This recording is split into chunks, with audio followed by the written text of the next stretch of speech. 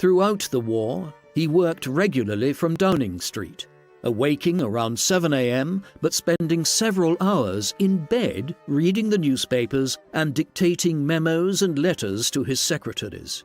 An alcoholic drink or two followed as he got up and met with a few individuals before a lengthy lunch. Several hours of work followed, but Churchill was then known to regularly go for an evening nap between about 5 and 6:30. This was a habit he had developed in his younger years and one which he claimed made him more productive in the evenings.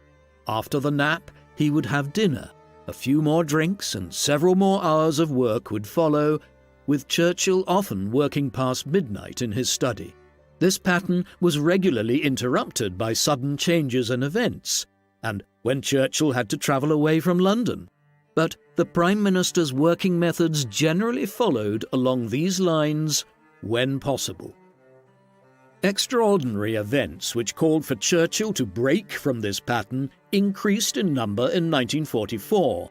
In the first half of the year, the Western Allies began preparing for the opening of a major Western front against the Nazis by invading France from Britain.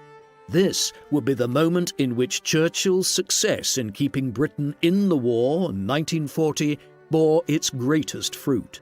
Such an undertaking by the United States alone across the entire length of the Atlantic Ocean would have been all but impossible, but it was entirely feasible from Britain.